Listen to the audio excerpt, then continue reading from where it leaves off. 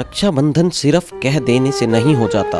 असली रक्षाबंधन वो है जो आपके अपनों को हौसला दे, आपके प्यारों की सचमुच रक्षा करे, बीमारियों से, दुखों से, अकाल मौत से। हर साल इसी रिश्ते की एक नई गांठ बांधी जाती है, पर क्या सचमुच भाई की रक्षा हो पाती है? क्या बहन की रक्षा भाई कर पाता है? क्या भाई बहन का प्यार बना रह जाता है? अगर ऐसा होता तो कभी कोई भाई मरता ही ना ही किसी भाई की बहन का बलात्कार होता। हिंदू समाज हर साल रक्षाबंधन मनाता है।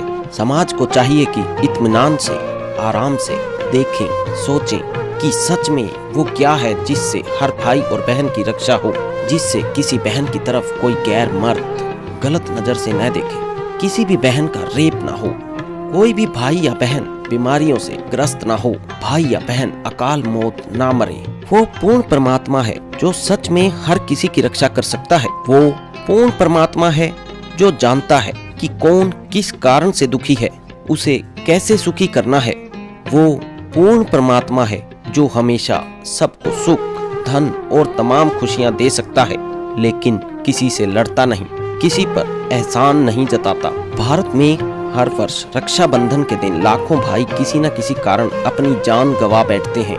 राखी बंधवाने के बावजूद हजारों भाई अपनी बहन की रक्षा करने में विफल रहते हैं, लेकिन सही मंत्र की शक्ति और रक्षा सूत्र की शक्ति देकर संत रामपाल जी महाराज ने लाखों भाई बहनों को आध्यात्मिक ज्ञान के जरिए सुरक्षित और सुखी करके एक अनोखी मिसाल पेश की है। अगर आप भी सुरक्षित और सुखी जीवन जीना चाहते हैं और अकाल मौत से बचना चाहते हैं, तो आज से ही संत रामपाल जी के मंगलमय प्रवचन सुनना शुरू कीजिए। ये जो हमारी रीति रिवाज हैं ये भी बाधक हैं। परमेश्वर ने कहा है कि मन कर धीर बांध ले रे बौरे और छोड़ दे न पछलों की रीत। अब जैसे कल या आज जैसे भी राखी का त्योहार था,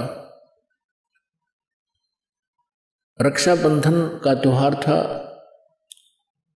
इस रक्षाबंधन की क्या आवश्यकता है, क्यों इसको हम मना रहे हैं?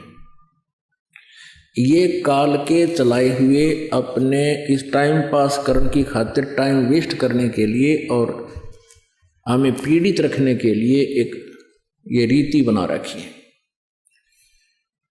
अपन आत्मा इस ज्ञान से परिचित होने के बाद हमारी आंखें खुल जाती हैं और जो समझदार बच्चे हैं वो इस बात को स्वीकार कर लेते हैं कि संत जो कहते हैं परमेश्वर का आदेश होता है, तो फिर वो स्वीकार कर लेते हैं, फिर वो समाज की नहीं मानते।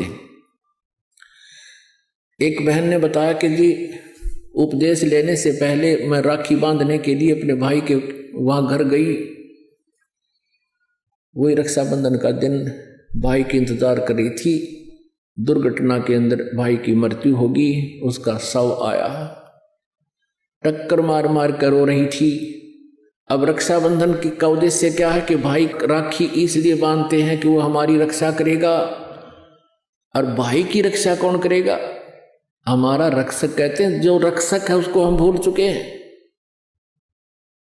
हम सब का रक्षक कबीर साहब है। कबीर परमेश्वर पूर्ण ब्रह्म परम अक्षर ब्रह्म। हम सब ने भाई और बहनों ने मिलकर परमेश्वर कबीर जी का रक्षाबंधन बांधना चाहिए, राखी, ताकि भाई और बहन दोनों का रक्षक हो जाए। कबीर साहब को रक्षाबंधन कैसे बंधेगा? हम उसकी शरण में आ जाएंगे और जो जाकी शरणा बसे ताको ताकी लाज, जल सो ही मछली चढ़ जा बह जाते गजराज। हमने अपने परमात्मा को राखी बांधनी चाहिए। और दूसरा एक और दुख पैदा करती है ये रक्षाबंधन का दिन, जिन बहनों का भाई नहीं, अब वो रोती हैं पिछले कमरों में बैठ कर अकेली, आए हमारा भाई को नहीं, हम किसके राखी बांधेंगे? कोई चाचा के, कोई ताऊ के, कोई मामा के भाइयों की मुंह की तरफ ताकेंगे हैं, और फिर वो न सोचेंगे या पैसे लेने की मारी यहाँ आ जाती है, चाहे ना कहें पर अंदर में जरूर अवश्य होगा, ऐसा होगा। और हमने ऐसा ना करना है। हमने अपने ऊपर कर्जा नहीं चढ़ाना किसी का। तो इसलिए हमने रक्षाबंधन का त्योहार